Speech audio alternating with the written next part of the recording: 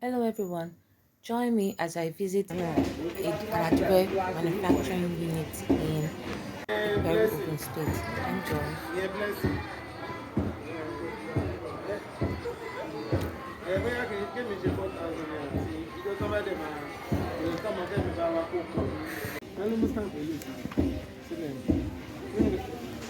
Mo bí òpè ó lè jẹ́ kó jábọ́ ó lè jábọ́ nínú aṣọ adé.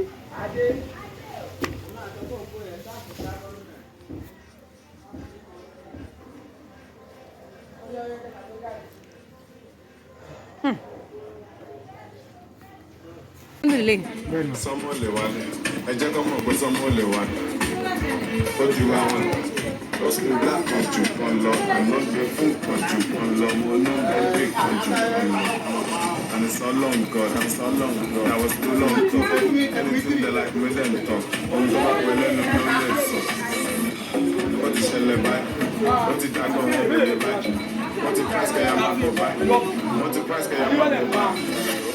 What is your level? What is your level? What is price that I'm above? What is price that I'm above? Me dollar man. Drop me naira man. Drop me logo man. Turn another one, Ray. Another one, Ray. It's my tele. Okay. Okay. Somebody for the book.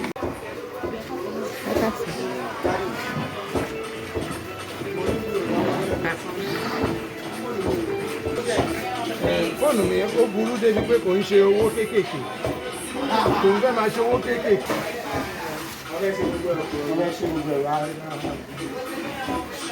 Ẹ kú iṣẹ́ o. Ẹ fídíò design wọn wá gan-an. Tọ́ bá rí nǹkan. Ẹ fídíò ojú mi. Ẹ tún máa kí ló dé ṣòwò wá kẹ́ wo ni? Ṣé gbọ́ pé ka fídíò ojú ẹ̀ mọ́? Wọ́n mọ̀ pé ìlú.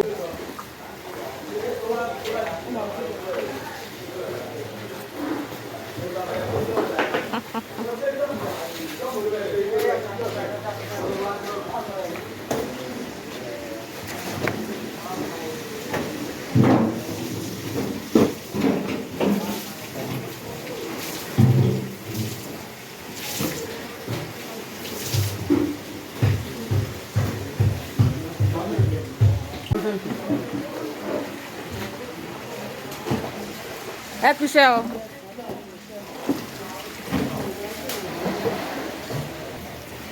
Ẹ kú iṣẹ́ o.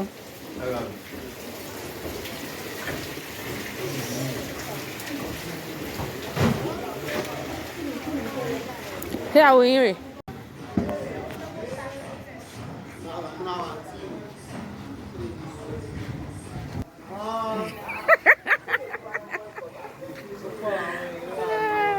Ayé ti ṣẹ́ tán ni. No.